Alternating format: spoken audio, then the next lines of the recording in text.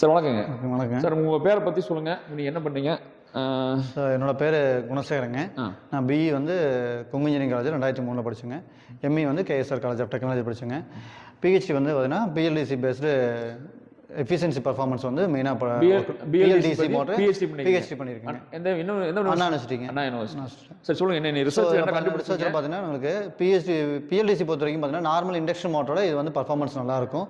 So high speed இப்போ பார்த்தீங்கன்னா electric வெஹிக்கிளையும் mostly use பண்ணி இப்போ வந்து இது அக்ரிகல்ச்சர் பைஸில் மேக்ஸிமம் யூஸ் பண்ணிட்டு இருக்காங்க. ஸோ இதோட எஃபிஷியன்சி தான் மெயினாக ஃபோக்கஸ் பண்ணாங்க. ஸோ இந்த எஃபிஷியன்சி பார்த்தீங்கன்னா நமக்கு வந்து பார்த்தீங்கன்னா மற்ற இந்த இண்டக்ஷன் மோட்டரோட இது வந்து பெட்டர் பர்ஃபார்மன்ஸாக இருக்கும். ஸோ அதோட அனாலிசிஸ் இதெல்லாமே நாங்கள் பண்ணியிருக்கிறோம். ஸோ இது வந்து தியரட்டிக்கல் ப்ளஸ் ஆக்சுவலாக ப்ராக்டிக்கலாக நம்ம அப்ளை பண்ணியிருக்கோம். ஸோ பிஎல்டிசி பொறுத்த வரைக்கும் உங்களுக்கு வந்து கம்பேர் வித் இண்டக்ஷன் மோட்டரோட வந்து பார்த்தீங்கன்னா 50% ஆஃப் பவர் கன்சம்ஷன்ஸ் வந்து நமக்கு 50% பவர் கன்சம்ஷன் வரும்.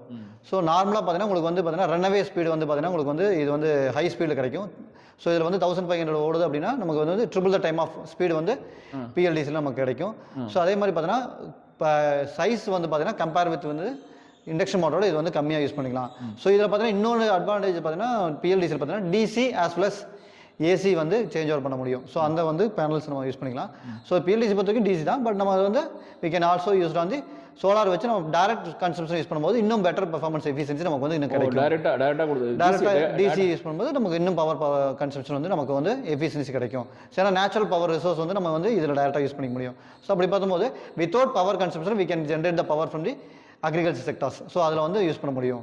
ஸோ அப்போ அந்த இடத்துல வந்து எங்கே நியர்பை லொக்கேஷன்ஸோ அங்கே வந்து யூஸ் பண்ணால் பெட்டராக இருக்கும். எங்களே சில மோட்டர் பார்த்தீங்கன்னா டைரக்ட் டிசி இந்த மாதிரி ட்ரைவ் இல்லாமல் டேரெக்டாகவே பேனல் வர டிசி டேரெக்டாகவே மோட்டருக்குள்ள அது ட்ரைவ் உள்ள இருக்கும், சின்ன ட்ரைவ் உள்ள இருக்கும், நீங்கள் டேரெக்டாகவே யூஸ் ஆகும். அதில் நீங்கள் சொல்லும்போது எஃபிஷியன்சி நல்லா எஃபிஷியன்சி இருக்கும்.